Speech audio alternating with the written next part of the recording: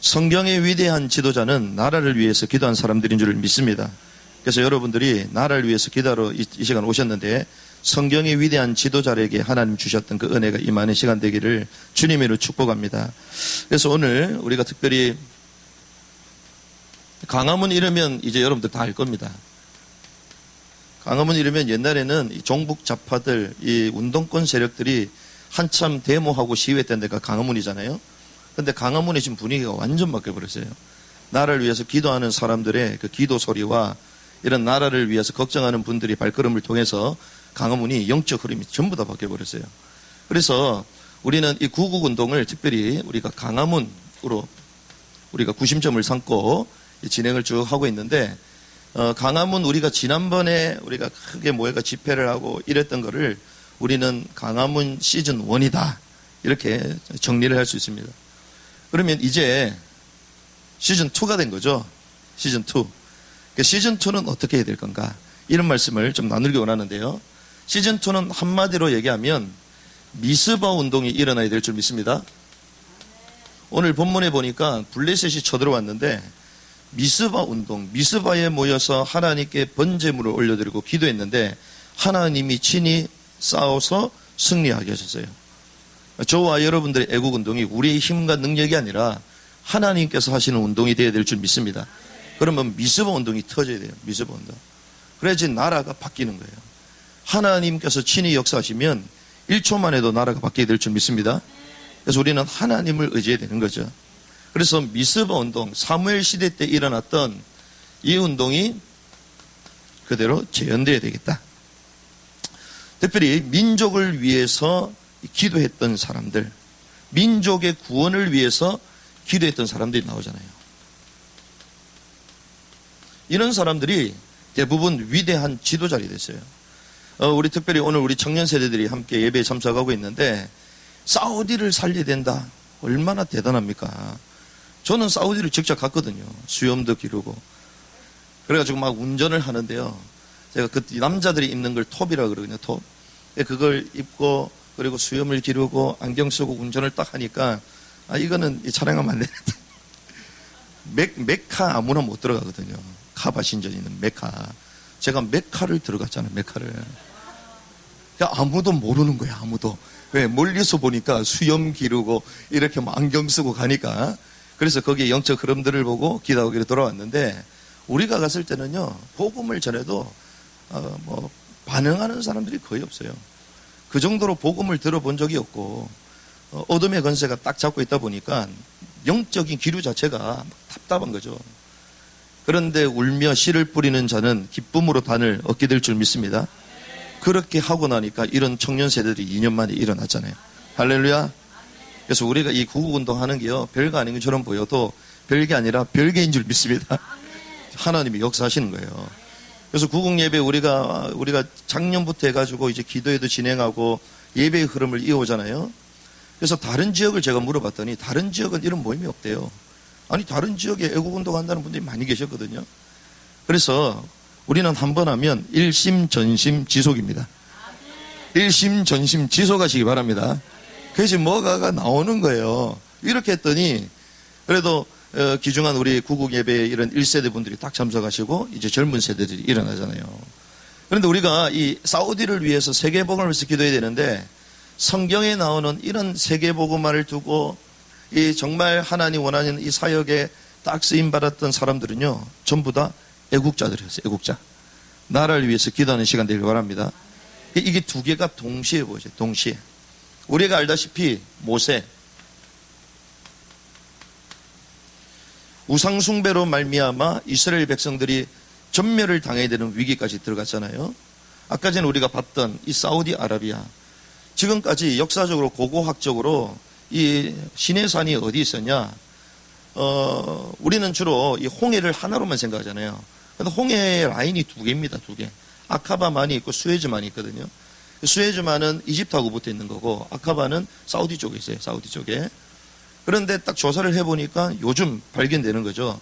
사우디 아카바만 있는 그 홍해를 지나서 내려오면 라우즈산이라는 아몬드 산이 있는데 그 산이 호렙산이다. 그게 사우디에 있는 거예요. 사우디. 그래서 실제로 성경의 시내의 그 광야에서 40년 동안 이스라엘 백성들이 돌잖아요. 그 돌았던 흔적들 이게 다 나오는 거야. 그 보니까 아까 전에 산 그 무리바 우리 전부터 쭉 봤는데 거기에 산을 보면요 산이 까맣게 탔어요. 왜? 하나님이 진노하셔가지고. 왜 진노하셨어요? 우상 숭배하니까. 저기서 금송아지를 만들고 이랬던 데야. 그때 이스라엘 백성들이 진멸당할 수 있는데 누가 등장해요? 모세가 등장합니다. 모세가 등장해서 출애굽기 32장 31절 30 이렇게 얘기합니다. 그들의 죄를 사하여 주시옵소서. 그들의 죄를 사하여 달래요. 그러면서 하는 얘기가 내 이름을 생명책에 지워버려 주옵소서. 내 이름이 생명책에 기록되지 않는다 하더라도 내 민족을 살려주옵소서. 이게 모세의 애국 정신이었어요. 저와 여러분들이 이러한 애국 정신을 회복하는 시간 되길 바랍니다. 우리는 우리를 위해서 살아가는데 성경의 사람들은 안 그랬다는 거죠. 하나님의 나라와 민족의 구원을 위해서 기도했다는 것입니다. 우리가 잘 아는 에스더, 죽으면 뭐 하겠다? 죽으리라. 왜 이런 고백을 합니까? 유대 백성들이 전부 다 진멸을 당하는 위기 가운데 갔잖아요. 그때 금식하면서 왕 앞에 나아가잖아요. 근데 왕의 부름이 없는데 간다? 그럼 죽는 거예요. 그런데 웬일입니까? 죽으면 죽으리라. 이래서 가잖아요. 딱 가자마자 내가 할 말이 있어 왔습니다. 그렇게 얘기도 안 해. 상대방으로 말미암아 질문하도록 만들어. 이게 능력이거든. 이런 능력이 있길 바랍니다. 전도할 때 우리가 가가지고 막 열심히 전도하는 사람들 듣지도 않아. 이게 아니고 갔는데 이 사람이 뭔가 듣고 싶어해. 그렇죠? 우리가 그 사람의 마음의 문을 여는 게 아니라 주께서 루데아의 마음 문을 여셨지.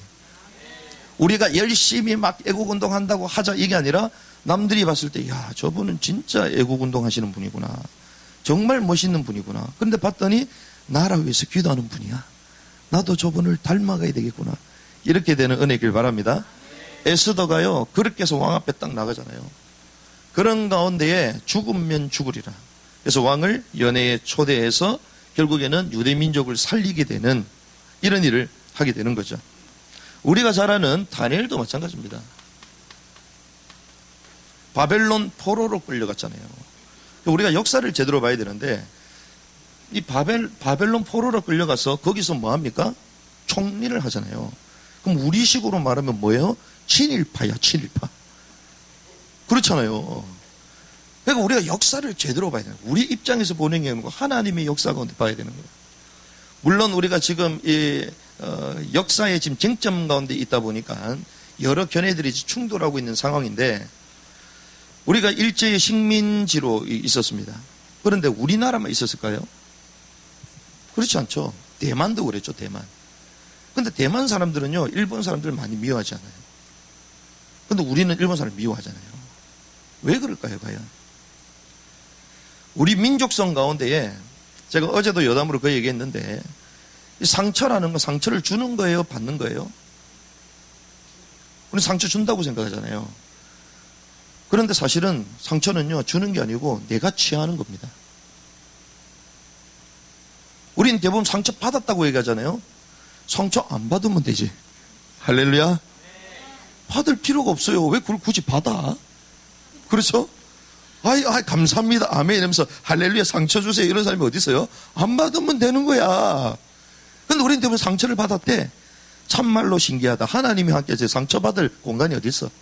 그렇잖아요. 내가 결정했기 때문에 상처로 유지되는 거예요. 그래서 우리가요, 성경도 제대로 모르고 역사도 제대로 모르니까 뭐든지 원망, 불평, 역사도 왜곡되게 이렇게 반응하거든요. 대만 사람 딱 제가 대만을 가보니까 야, 일본하고 너무 비슷해. 대만. 또한 이 대만 사람들이요. 아, 그렇구나. 일본이 자기네들을 침략했을 때에 오히려 식민지 됐기 때문에 오히려 그들의 좋은 문물 이런 것들을 받아들이기 시작합니다. 그러니까 경제 성장이 우리보다 훨씬 빨랐잖아요. 우리는 어땠어요? 우리는 민족주의 정신, 기계를 발휘하면서 절대로 우리는 속국이 될 수 없다. 싸워가지고 이러니까 일본이 가만히 있습니까? 가만히 아니죠. 그래서 단말령에다가 장시개명에다가 그렇게 막 고난을 많이 준 거예요. 우리가 그런 입장으로 보면 일본, 와, 우리한테는 진짜 원수다. 이렇게 생각하잖아요. 그러면 그런 입장의 성경을 보면 다니엘 우리가 봐야 돼요, 말아야 돼요? 다니엘서 보면 안 돼. 그렇잖아요. 목사님들 가운데 반일 운동하는 분들 많이 계시거든요. 저는 그런 분들을 보면서 다니엘 성경하면 참 신기하다, 신기하다. 다니엘을 왜 존경해? 친 바벨론파잖아요. 그렇잖아요. 그래서 저와 여러분들이 영적으로도 새로워지고 역사 보는 관점도 새로워지는 시간 되길 바랍니다. 다니엘이 어땠습니까? 예루살렘을 향하여 이 왕의 의인, 이 조서의 이 왕의 의인이 지킨 줄 알고도 예루살렘을 향하여 창을 열고 3번씩 감사하면서 기도하잖아요. 왜 예루살렘을 향하여 창을 엽니까? 오히려 신상 앞에 절하지 않고 왕 앞에 절하지 않으면 생명이 거쳐지는데 오히려 거기서 자기는 결단하고 창문을 열어놓고 기도합니다. 창문을 열어놓고. 메시아의 언약, 특별히 하나님이 우리 민족을 선택하셨다는 이 구원, 이 대망사상이 다니엘에게 있는 거죠. 그런데 이 민족이 구원되어야 된다. 하나님의 구원이 임해야 된다. 그래서 그 민족을 두고 그렇게 기도합니다. 그런데 다니엘이 10대 때 포로를 끌려갔는데 거의 80대까지 쓰임받잖아요. 그래서 하나님이 이 다니엘을 얼마나 축복하시냐. 자기는 자기 나라 민족을 위해서 기도하는데 하나님이 민족뿐만 아니라 마지막 시대가 어떻게 될 건지도 다 보여주셔. 이게 다니엘. 그러니까 다니엘이 가슴이 답답한 거예요. 왜? 당장 자기 민족이 회복돼야 되는데 우리의 관심이 그거잖아요. 당장 우리나라가 좀 새로워져야 되고 당장 우리나라가 뭔가가 좀 새로워지고 뭔가 우리가 생각하는 대로 가야 되는데 안 가니까 답답하잖아요. 그런데 하나님은 그걸 넘어 또 다른 계획이 또 있어요. 이걸 볼 수 있는 시간 되길 바랍니다. 이걸 못 보면요 우리도 모르게 민족주의로 빠져버리는 거예요. 하나님이 유대인도 일시적으로 고통 가운데 빠지게 만드셨는데 하물며 저와 여러분이 계세요. 그렇죠? 예수님이 한국 사람으로 태어났어요? 유대인으로 태어났어요? 유대인입니다. 그런데 하나님이 유대인을 버렸어요. 하나님이 직접 유대인을 선택하셔서 율법도 주셨는데 예배 제도도 다 주셨는데 그래서 우리는요 민족주의 빠지면 안 됩니다. 민족을 사랑해야 되지만 민족주의 빠지면 안 돼요. 그래서 사도행전에 보면요 바울은 뭐라고 합니까? 하나님께서는 온 인류를 한 혈통으로 세우사. 같은 민족이야. 같은 민족 사실은. 그래서 사우디에 수염 나고 시커먼 그 사람들도 다 배고프면 밥 먹으러 가야 되고 배 아프면 화장실 가야 되는 거예요. 피곤하면 자야 되고 또 자고 나면 또 일어나고 다 똑같습니다. 똑같아. 그래서요 우리가 민족에 대한 개념을 정확하게 알고 민족주의에 빠지지는 않되 정말 나를 위해서 기도해야 될 줄을 믿습니다. 제자들이 뭐라고 얘기합니까? 예수님께서 감람산에 40일 동안 보이시고 난 뒤 승천하시기 직전에 제자들이 물어보잖아요. 이스라엘 나라 회복이 이때니까 물어보죠. 그 말은 사명자고 어떤 의미에서는 하나님의 언약을 붙들고 이제 땅끝까지 가야 될 선교사요, 전도자인데 그들의 관심이 무엇이었냐? 이스라엘 나라 회복하심이 이때니까 우리가 부정적인 측면으로만 볼 게 아니라 그들 마음속에 어떤 관심이 있었다? 나라를 위한 마음이 있었다는 거예요. 그렇죠? 그래서 하나님이 쓰시는 사람도 다 그래요. 결정적으로 누굽니까? 우리가 잘 아는 바울도 그래요. 바울도. 로마서 9장 1절에 3절 보니까 내가 그리스도 안에서 진실을 말하고 거짓말을 하지 아니하노라. 내 양심도 성령님 안에서 나에 대해 증언하시거니와 내게는 마음속에 큰 근심이 있대요. 마음속에. 그게 뭐냐? 계속해서 슬픔이 있는데 육체에 따른 내 형제, 내 친족을 위해서라면 차라리 내 자신이 그리스도로부터 저주받기를 바랄 수도 있었으니. 이렇게 되어 있어요. 저주받기를 바랄 수도 있다. 이렇게 얘기했어요. 저와 여러분들이 구원 못 받는다 할지라도 우리 민족을 구원하기 위하여 내가 구원에 끊어진다라고 한다면 과연 그걸 선택하겠습니까? 그런데 바울은 그렇게 고백해요. 그렇죠? 그래서 우리가 선교 당연히 해야 됩니다. 하지만 선교할 수 있는 민족으로 우리를 부르셨고 그리고 우리의 가정을 하나님 부르신 거예요. 그래서 우리의 가정이 소중하고 또 선교하는 또 사명이 또 중요한 것이죠. 그래서 대한민국을 살릴 지도자들이 있습니다.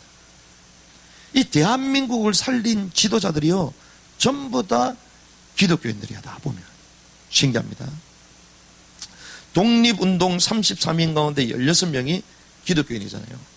그 당시 때 기독교율이 1%도 되지 않았어요. 그때 3.1운동의 주도 역할을 누가 했습니까? 기독교인들이 했어요. 왜? 이 비밀을 알았기 때문에. 신사참배, 황국신민이다 이러면서 동방요배를 시켰잖아요. 그래서 우리 기독교인, 특별히 이 한국 사람의 정신을 전부 다 빼기 위해서 신사참배를 시켰는데, 그걸 거절했던 사람이 누굽니까? 교회가 마지막에 딱 거절했어요. 교회가. 그래서 엄청난 순교절이 나왔잖아요. 그 흐름 가운데 나온 교단이 고신이야. 누가 고신 얘기하던데, 이제 고신. 그래서 우리는 막 신사참배도 하지 않은 막 교단이다, 막 이렇게 얘기한다고요. 주기철 목사님, 손양원 목사님, 한상도 목사님, 이런 분들이요. 그래서 교회사 학자들은요, 하나님이 그들의 순교의 피가 있었기 때문에 대한민국에게 광복을 주셨다, 이 정도로 얘기합니다. 우리가 잘 아는 1948년 5월 31일, 이게 대한민국의 재헌국회입니다. 나라를 만들려면 법이 있어야 되겠죠. 그러니까 재헌국회, 법을 제정하는, 이게 재헌국회 첫 번째 열렸는데, 이때 국회의장이 누굽니까? 이승만이야. 그리고 부의장이 누굽니까? 윤영 목사. 그래서 처음 시작할 때 어떻게 얘기합니까? 이거는 인간의 힘으로 될 수 없는 거기 때문에 하나님의 은혜로 된 것이다. 그래서 우리 모두 기도하면서 시작하자, 이렇게 시작하잖아요. 세계의 역사 가운데 정보가 수립될 때 기도하면서 세워진 나라가 하나 없어요. 그렇죠? 그런데 우리나라는 기도하면서 시작됩니다. 그런데 기도 대충 하지도 않아. 기도하고 같이 그렇게 하기 전에 세레머니, 그 예배 의식을 하는데요, 30분 동안 해. 30분 동안. 신기하죠. 하나님이요, 이렇게 세우신 거예요. 그래서 저와 여러분들이 나라를 향한 하나님의 마음을 회복하시길 바랍니다. 우리가 잘 알다시피 나라를 위해서 기도하는 사람들, 특별히 또 하나님 썼던 사람들은 다 이런 사람들인데, 그런데 지금 현실을 보면 대한민국에 큰 도전의 시간표가 왔습니다. 지금 대한민국이 어떠냐? 크게는 한 2가지 도전이 왔거든요. 이걸 봐야 돼요. 이걸 못 보면 우리 앞만 보고 계속 지금 달려가는데, 2가지를 보면서 앞으로는 우리는 어떻게 가야 되느냐. 첫 번째는 잘 알다시피 제1의 공산주의라고 볼 수 있습니다.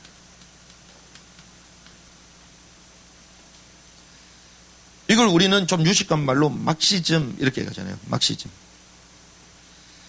막시즘의 키는 뭐냐? 결국 가난하고 연약하고 억압받는 노동자 계급을 해방시키는 운동, 이게 막시즘이거든요. 막시즘.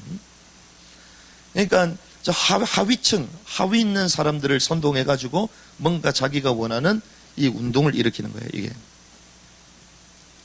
우리가 먼저 봐야 될 것이, 한 인간을 우리가 판단하려면 뭘 봐야 되냐? 사상을 봐야 됩니다. 사상. 이 사상이 뭐냐면요, 사람의 근본을 이해하는 것이 사상이에요. 사람의 근본. 그래서 우리는 껍데기만 보면요, 다 속게 됩니다. 진짜는 어디 봐야 되냐? 사상을 봐요. 사상. 누가 그러냐? 아니, 주님이 그렇게 말씀하셨어요. 잠언 23장 7절. 대저 그 마음의 생각이 어떠하면 그 위인도 그러한즉. 그렇죠? 그 생각이 어떠한가 따라 그 사람이 결정되는 거예요. 쉽게 얘기하면 이 사람이 어떤 사람이냐? 생각을 보면, 생각을. 대저 그 마음의 생각이 어떠하면 그 위인도 그러한즉 그가 네게 먹고 마실다 할지라도 그의 마음은 너와 함께 하지 아니함이라. 함께 하지 않는다. 생각이 어떤지를 구분해야 된다. 그래서 대한민국 제1공산주의 이 흐름은요, 사실은 사상전이거든요. 사상전쟁이 지금 터진 거예요, 지금. 생각을 봐야 됩니다, 생각을. 사람 누굴 좋아하고 싫어하고 이러면 서로 싸우는 거예요. 나는 뭐 여당을 좋아하고 나는 야당을 좋아하고 그래서 싸우는 거예요. 사상을 봐요, 사상을. 그렇죠? 여당에 있어도 바른 사상을 가지고 있으면 됩니다. 결국 그 사람이 바꿀 거 아니에요. 야당에 있는데 잘못된 사상이야. 그래서 지금까지 속고 왔잖아. 그렇죠? 껍데기만 보니까 속는 거예요. 왜 허탈합니까? 말은 안 해도 내가 사실은 믿은 거거든. 왜 믿어요? 사상을 구분할 수 있는 기준, 눈이 없으니까 속는 거지. 마음과 생각을 전부 다 주고 나중에 뭘 배신을 해? 내가 처음부터 선택을 안 하면 되지. 그렇죠? 그러니까 뭐든지 우리는요, 남 탓이야, 뭐든지. 본질 자체가 원망, 불평이 어떻게 된 게. 복음으로 새로워지는 은혜길 바랍니다. 복음으로 바뀌면요, 세상 보는 게 달라집니다. 성경에서 그렇게 말하는 거예요. 인간을 무너뜨리는 첫 번째 무기가 이 생각입니다. 그걸 어디서 알 수 있습니까? 창세기 3장의 에덴 동산에 뱀으로 위장한 사단이 와가지고 물어보잖아요. 질문을 던졌을 때에 이 하와가 어떻게 반응합니까? 이것을 따먹는 정령 뭐라고 돼 있어요? 죽으리라 됐잖아요. 근데 뭐라고 반응합니까? 정령 죽을 까 하노라. 이 까가 뭡니까? 생각이에요, 생각. 그냥 죽는다. 하나님의 말씀 순종하면 되는데 죽을 까 하노라. 이게 결정적인 단초가 되는 거예요. 생각. 그래서 철학의 시작이 뭔지 압니까? 의심에서부터 시작되는 거예요. 철학의 시작 자체가 의심, 생각에서 시작되는 것입니다. 그래서 지금 사상전이 지금 터졌는데 우리는 생각을 어떻게 해야 됩니까? 고린도서 10장 5절 하나님 아는 것을 대적하여 높아진 것을 다 무너뜨리고 모든 생각을 사로잡아 그리스도에게 복종하게 하니 우리의 생각을 그리스도께 복종하는 은혜길 바랍니다. 생각이 복종 안 되면요, 우리는 말은 하나님이요 말은 교회 다니는데 결국 내 방식대로 살아갑니다. 그렇죠? 생각이 얼마나 무서웠던지 이 생각이요 하나님 아는 것을 대적한대요. 대적. 그래서 하나님이 처음부터 우리에게 생각하라고 하신 거 아니에요. 처음부터 말씀에 순종하라고 말씀하신 거예요. 그렇죠? 그래서 인류를 끌고 가는 두 흐름이 있습니다. 특별히 이 사상, 생각의 두 흐름이 있는 거예요. 두 흐름. 지금 대한민국에 이게 흐르고 있는 거예요. 다른 게 문제가 아니고. 누가 뭐 하야를 하고 죽어야 되고 감옥에서 나와야 되고 그건 둘째 문제입니다. 둘째. 우리의 바람이지. 진짜는 이겁니다. 이거. 결국 두 개잖아요. 어떤 흐름이냐? 하나님이 있다. 하나님이 없다. 이거예요. 결국에. 자, 하나님이 있다. 이걸 뭐라고 합니까? 유실론. 하나님 없다? 무실론. 이렇게 말하죠. 세상은 이렇게 돌아가는 거예요. 그래서 하나님이 계시기 때문에 우리는 누구 중심을 써야 된다? 하나님 중심. 그래서 이걸 우리는 신본주의라고 말하는 거예요. 하나님이 없다라는 무신론주의자들. 하나님이 없고 누구 중심으로 사야 돼요? 인간주의죠. 그래서 인본주의라고 말합니다. 이렇게 두 가지로 나눠집니다. 그래서 하나님이 계시고 하나님이 우리에게 뭘 주셨다? 절대적인 질서 속에서 자유를 주셨다. 그래서 하나님이 주신 세계는 영적인 세계다. 이게 하나님을 인정하는 사람의 기본적인 틀입니다. 그런데 하나님이 없다. 이런 거는요, 모든 인간은 평등하다는 거예요. 그리고 개개인들의 안전이 가장 중요하다. 왜? 자신을 보호해야 되니까. 이거는 영적 세계입니까? 아닙니다. 그래서 물질 세계라는 거예요. 모든 게 물질 세계다. 그래서 우리의 절대 가치, 하나님이 이 인류에게 주신, 신이 절대적으로 주신 인간의 절대 가치가 있다. 절대 가치. 이걸 우리는 뭐라고 합니까? 이걸 보수라고 말하는 거예요. 다른 게 보수가 아닙니다. 뭐 수고 꼴똥, 그게 보수가 아니에요. 여러분들 절대 가치가 있음을 믿습니까? 그럼 전부 다 보수주의자이다. 세상에서는 이런 거 안 가르칩니다. 그런데 여기서는 하나님 없다는 사람은 뭐라고 얘기해요? 절대 가치 있다 없다? 없다. 그럼 어떤 가치? 상대적인 거다. 상대 가치를 말합니다. 그래서 보수가 아니라 뭐든지 바꿀 수 있다는 진보된다는 거예요. 상대적으로. 이렇게 나눠지는 것입니다. 그래서 우리의 기준은 절대 가치, 이 가치 있음을 어디서 말하고 있습니까? 성경에서 말해요. 그래서 우리의 기준은요, 성경입니다. 성경. 하나님의 말씀이에요. 말씀. 저와 여러분들 어떻게 창조됐어요? 우리는 흙으로 창조되다 그러잖아. 그거는 재료입니다. 재료. 어떻게요? 모든 천지는 하나님의 말씀으로 지어진 줄 우리가 아나니. 그렇죠? 하나님의 말씀으로 지어진 거예요. 그래서 말씀, 이 원어로 따바르, 이거는요, 언어라는 의미가 하나가 있고 또 한 가지 더는 물건이라는 의미가 있어요. 물건. 물체야, 물체. 그러니까 하나님이 이르시되 하니까 어떻게 해요? 되었더라. 되는 거야. 그렇죠? 하나님이 말씀하시니까 되는 거야. 천지는 없어지거니와 나 여호와의 말씀은 1.1획도 없어지지 않는다. 그렇죠? 그래서 우리는요, 이 말씀, 성경이 절대 기준입니다. 그래서 이것을 따먹는 날에는 정령 죽을 것이다. 우리는 어디에 순종해야 돼요? 말씀에 순종해야 돼요. 말씀이 기준이에요. 말씀이 기준. 왜 그렇습니까? 이 말씀이요, 예언되고 어떻게 됩니까? 성취돼요. 말씀이 살아있으니까 가능한 거지. 말씀 위에 존재하는 분이 있기 때문에, 역사를 끄는 분이 있기 때문에 예언되고 성취가 되죠. 이런 패턴으로 되는 게 하나도 없어요. 지구상에는. 하나님의 말씀만이 예언되고 성취돼요. 그런데 하나님이 없다라는 기준이 뭡니까? 결국 이 사람, 이 대중의 생각이 기준이에요. 생각. 그렇죠. 어떻게 생각하느냐. 다 발전하고 진보하고 물질 세계이기 때문에 이 정신이 그냥 발전시키는 대로 생각, 대중이 원하는 생각, 이것이 절대 기준이 되는 거예요. 그래서 뭘 만듭니까?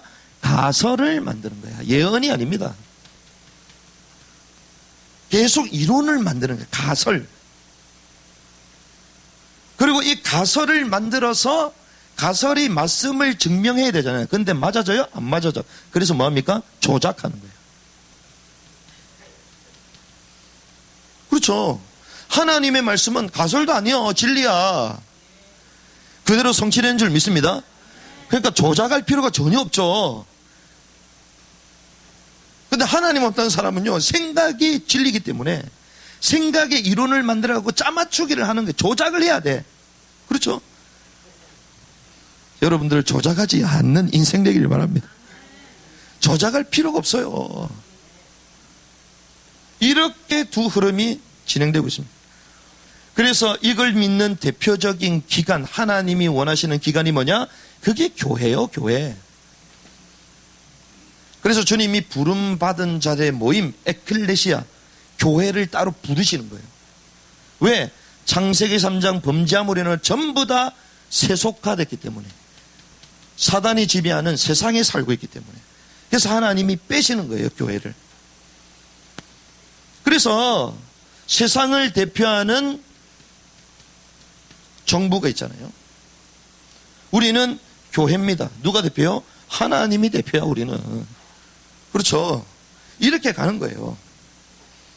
그래서 결국 이 한 공간 안에 같이 있잖아요. 그래서 미국의 3대 대통령 제퍼슨이 뭐라고 얘기하냐? 정교 분리 원칙을 든 겁니다. 정교 분리. 이 말은 종교가 정부에 대해서 간섭하지 마라, 이게 아니고 국가가 교회에 대해서 간섭하지 말아라, 이거예요. 세상의 권력 기구를 가지고 교회, 종교, 하나님 섬기는 이 교회에 대해서 이래라 저래라 말하지 말아라. 이게 종교 분리입니다. 근데 지금 왜곡돼 있죠. 반대로 이해하고 있죠. 이게 일본 사람들이 사실 그렇게 만든 거거든. 신사참배 국가 의례다 이러니까 아니다, 이거는 우리 신앙 우상 숭배다 이러면서 교회가 들고 일어나니까 종교 분리다, 종교 분리, 이렇게 씌워놓은 거예요. 그래서 우리는요, 이러한 흐름 가운데에 지금 살고 있기 때문에 결국 이러한 자유가 보장되는 자유세계, 이걸 우리는 자유민주주의 체제라고 얘기합니다. 그런데 여기는 자유를 국가가 통제하고 억압할 수 있겠죠. 그래서 공산주의, 사회주의라고 말하는 거예요. 그런데 여기가 어디입니까? 지금 우리 남쪽이요. 여기가 어디입니까? 북쪽이요. 이렇게 볼 수가 있겠죠. 그런데 이러한 제도를 끌고 들어온 분이 누구예요? 이승만이야. 이런 흐름을 끌고 온 사람이 누구죠? 김일성이야. 그래서 대한민국 막 시끄럽고 복잡하잖아요. 한마디로 딱 얘기하면 됩니다. 대한민국의 싸움은 어떤 싸움이냐? 이승만과 김일성 싸움이다. 이러면 끝이에요. 이거 공부 제대로 한 사람만 이해하는 말이에요, 이 말은. 진짜입니다. 구시대가 아니요. 딱 두 가지입니다. 이승만 욕하잖아요? 그럼 김일성이 욕해봐라. 말 못합니다. 왜? 사실은 사상이 딱 잡혀 있는 거예요. 그렇죠? 얼마나 왜곡되게 지금 가르쳤는지 전부 다 이렇게 있던 거예요, 지금. 우리가 알다시피 이런 흐름 가운데 6.25 이후에 휴전 67년 가운데 지금 빠져 있잖아요. 여전히 북한은 어떻게 합니까? 주체 사상, 김일성주의로 갔죠. 처음에 막스가 얘기했던 이 공산사회가 좀 변형되어 있는 수령 독재 체제로 지금 북한은 가버렸어요, 지금. 북한은. 그래서 북한에는요, 김일성을 섬기는 신도들이 몇 명이냐? 2,500만입니다. 2,500만. 세계의 10대 종교, 10번째 종교가 뭐냐? 주체 사상이야. 주체 사상교. 종교로 지금 등록되어 있습니다. 종교로. 우리 동포들이요, 지금 그렇게 돼 있는 거예요, 지금. 1991년도 소련이 해체가 됐잖아요. 해체가 되면서 중앙아시아에 있는 나라들이 전부 다 해방을 얻게 된 거죠. 자유세계로 바뀌게 된 겁니다. 그런 세계사의 실패의 교훈을 보고도 여전히 지금 이러고 있는 거예요. 왜? 사상에 잡혀 있으니까. 그런데 지금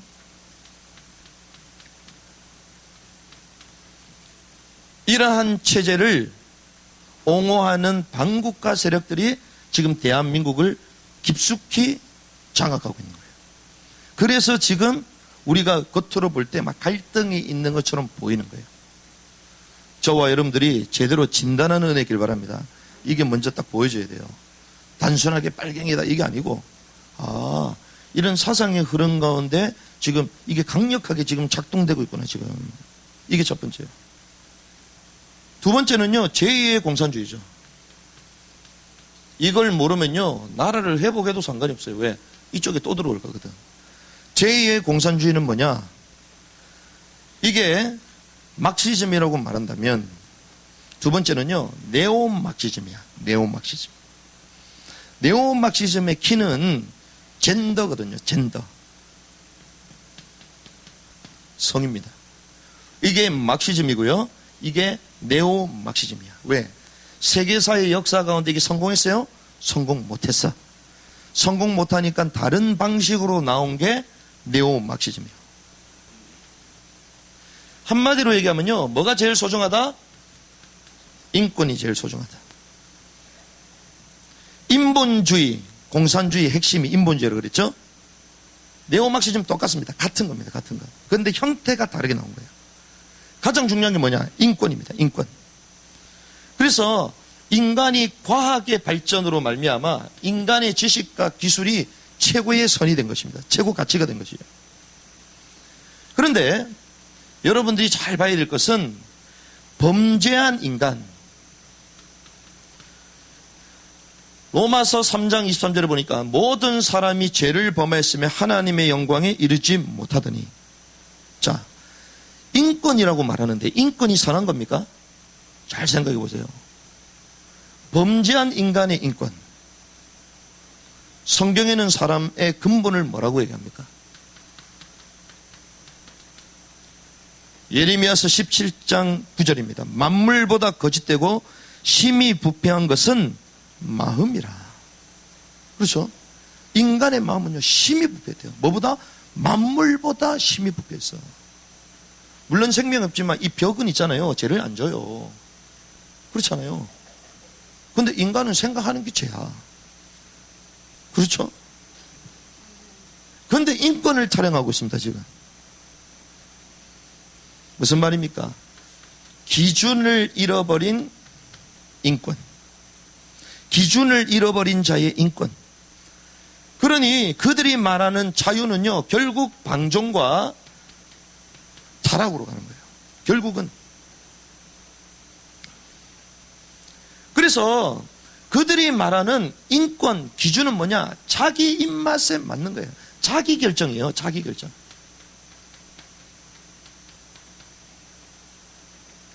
하나님이 말씀하신 절대 가치 이게 아니고 자기 생각, 자기 기준, 자기 결정 이게 절대 선이 되는 것입니다. 그래서 이것이 옳다라고 선동해야 돼. 대중을 잡아야 되잖아요. 대중. 그래서 민주주의라는 이름이 나옵니다. 민주주의. 우리는 민주주의를 넘는 신본주의로 가야 될 줄 믿습니다. 그래서 무조건 자기 결정과 대중이 말하는 게 진리이기 때문에 전부 다 뭐다? 옳다. 옳다고 주장하는 거예요. 근데 이게 어디서 옵니까? 로마서 1장 28절에서 32절. 또한 그들이 마음에 하나님 두기를 싫어하며 하나님께서 그들의 그 상실한 마음대로 내버려 두사 악한 일을 막 행하면서요. 악한 일을 행하면서 뭐라고요? 옳다라고. 옳다라고. 악한 일을 행하면서 옳다라고 말하는 거예요. 그래서 도리어 반대자들 있잖아요. 반대자들을 공격합니다. 참 진리를 말하는 사람들을 공격해요. 신기하죠. 그럼 진리를 말하는 사람이 누가 있어요? 성경을 인정하는 교회 다니는 사람밖에 없지. 그래서 결국 역차별을 받게 만들어요. 역차별 세상. 그래서 어떤 세상을 만드냐? 불법이 제도가 되는 세상으로 만든다. 그런데 이것이 성경에 그대로 나와 있습니다. 무법사회. 자, 제도와 때 이걸 고쳐야지 이제는 불법을 합법화시키죠.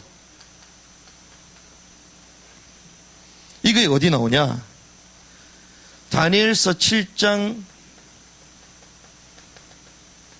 25절에 나옵니다. 제사 세국 짐승 마지막 때 어떻게 벌어질 거냐? 성경에 나와 있어요. 때와 법을 고친다. 때와 법을 고친대요. 자, 때를 고치고 법을 고친대요. 왜? 하나님은 여호와의 절기를 따라 하나님이 나타나시잖아요. 그러니까 때를 고침으로 말미암아 주님의 재림을 헷갈리게 만들어. 하나님의 역사, 하나님의 역사는 카이로스, 그 시간을 막 헤매게 만들어. 그리고 한 가지는요, 제도를 바꿉니다. 그런데 여기서 해체라는 단어가 나오는데요. 이 해체라는 단어 자체가 영어로 아노미입니다. 아노미. 아노미라고 되어 있어요. 아노미. 그런데 이 아노미가요, 여러분 잘 아시잖아요. 무규범이란 뜻이잖아요. 무규범. 아놈이란 뜻이 뭐냐? 불법이라는 뜻입니다. 불법. 그런데 이게 또 어디 나와 있냐? 데살로니가 후서 2장 7절에서 8절에 나옵니다. 마지막 시대의 불법의 아들, 불법의 비밀 원어에 보면 이게 아노모스, 적 그리스도를 뭐라고 얘기하냐? 불법의 사람이라고 말하고 있어요. 적 그리스도를. 불법의 사람. 그래서 지금 불법을 합법화시키고 모든 하나님이 주신 질서를 다 망가뜨리잖아요, 지금. 가장 보수적인 게 뭡니까? 그게 가정이거든요. 그게 질서거든요. 그걸 깨버리는 거야. 뭐 가지고요? 성을 가지고. 그래서 제가 앞으로 제 카톡방에 제가 올려드리잖아요.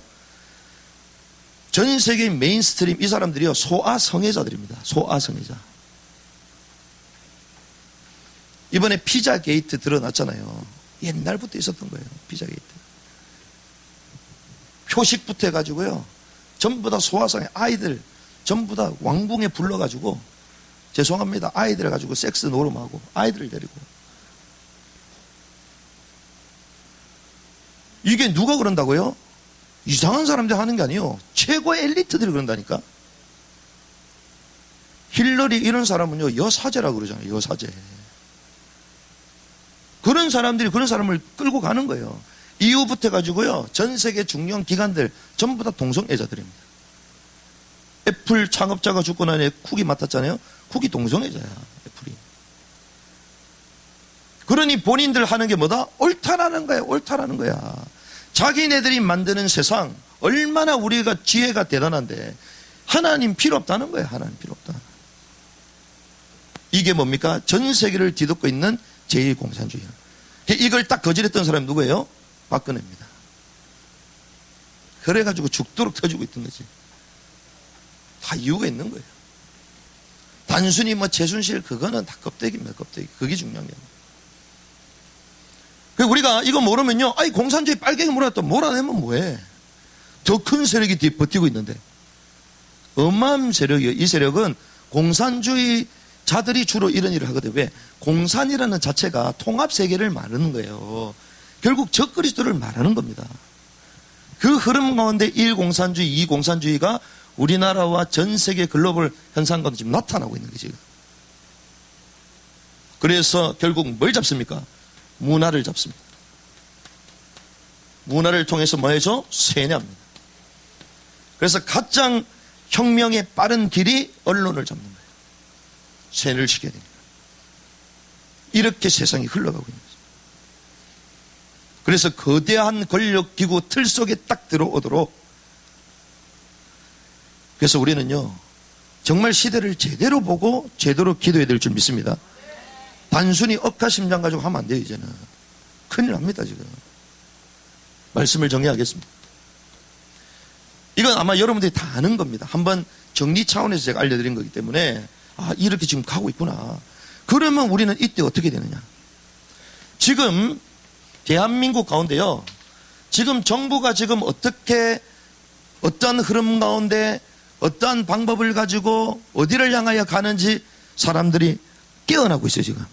그렇죠? 우리가 계속 속았던 게 로마서 13장입니다.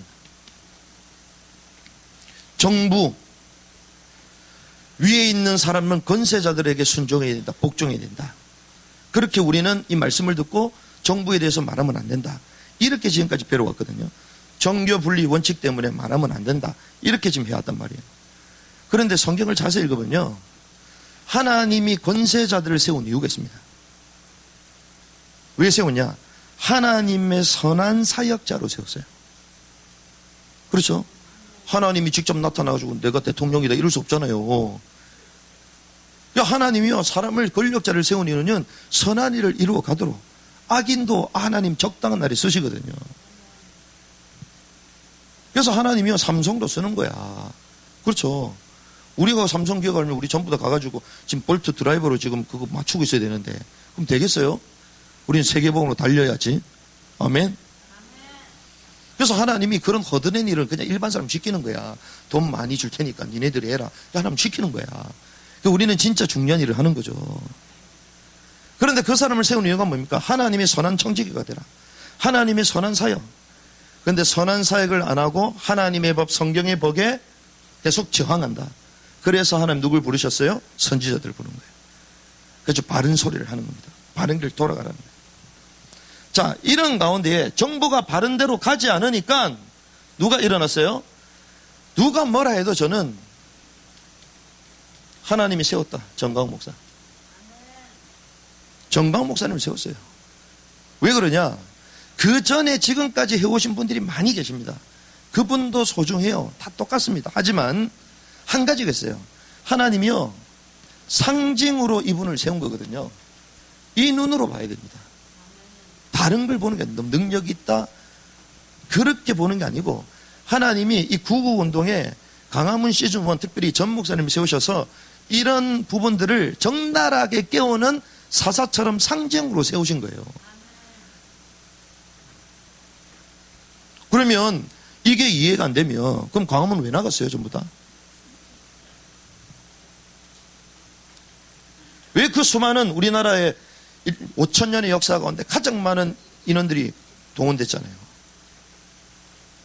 이유가 있습니다.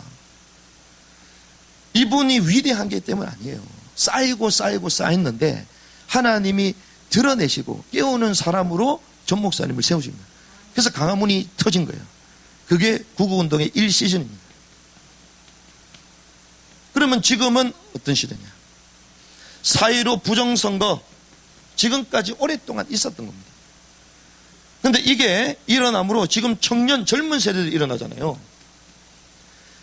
우리 대한민국의 근대화를 뒤집었던 자유민주주의 꽃 선거, 여기에 대해서 부정선거 일어나는 게 3.15 부정선거 일이 1960년대. 그때 일어나면서 이승만 대통령이 하야하게 되잖아요. 그때 청년들이 일어났거든. 어떤 의미에서는 지금까지 5,000년 동안 노예제도 가운데 살아서 사실은 봉건제도가 그게 노예제도입니다. 그게 왕을 섬기고 있는 게 전부 다 억압당하는 종의 사람들이에요. 우리는 그런 가운데에 투표를 실시하고 개인의 자유를 허락하는 자유민주주의 가운데에 국민의 주권을 대중화시킨 게 이거거든요. 그런데 지금 이제 청년들이 일어나기 시작했어. 블랙 시위도 하고 막 시작하는 거지. 그런데 더 재미난 거는 국회에서 지금 뭐 통과하려 합니까? 이번 주에 차별법. 이게 하나님 볼 때는요, 하나님의 묘수야 이거는. 왜 그러냐? 이걸 통과하려고 하니까 전 목사님 나와도 가만히 있고 부정선거도 가만히 있고 이러는데, 이걸 통과하려고 그러니까 교회가 벌떼처럼 일어나고 있어 지금. 어떤 교회들이요? 대형교회들이 일어나고 있어. 지금 일어나고 있습니다. 지금. 그렇게 우리가 아니란다고 욕했던 교회들이 이제 드디어 일어나고 있어. 그러니까 우리는요, 욕을 하더라도 좀 천천히 할 필요가 있어. 괜히 빨리 강하게 했다가 나중에 상황이 이상해질 수 있습니다. 천천히 해야 돼, 욕을 하더라도. 이분들이요, 반대운동 하겠다. 그럼 여러분들이 괜히 돈도 없고 시간도 없는데 나설 필요 없어. 이 목사님들 뒤에 붙어가지고 수십 문대 계속 나가라고 전략적으로 하시기 바랍니다. 이분들이 들고 일어나기 시작했어요. 지지난주 이분 대형교회 일단은 10,000명 이상 성도 모이는 목사님들이 모아가 영락교에서 기도했잖아요. 캡 쓰고 자기네들도 참 우리가 어떻게 이래 됐냐 3일 동안 금식하면서. 그런데 재밌습니다. 이러한 기회가 지금 왔어요. 그런데 뭐하고 있어요? 사사시대로 돌아갔어. 사사시대는 뭡니까? 자기 소견대로 자신이 옳다는 거야. 자기 단체가 옳다는 거야. 재미있죠. 아니 하나님이 이렇게 대한민국 전체 흐름 가운데에 대한민국을 보존하시고 세우셔서 마지막 언약과 사명을 감당하도록 지금까지 지키고 계시는데, 정부가 잘못된 길을 간다 외치고 그러는 가운데 시간이 흐르면서 이제 교회들까지 깨어나는 상황까지 됐는데 자신들이 옳다는 거예요. 일이 될까요? 안 될까요?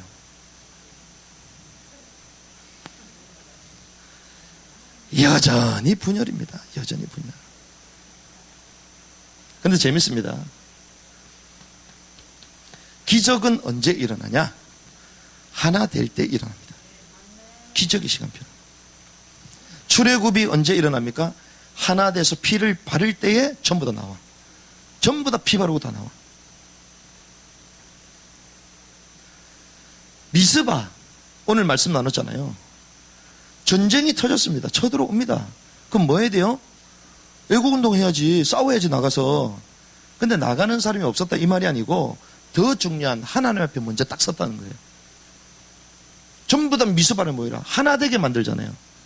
하나 될 때 기적이 일어납니다. 그래서 저는 이게 하나님의 방법이구나. 왜냐하면 이 젊은 세대들이요, 죄송합니다 정말. 정강 목사님 나오라면 나오겠어요?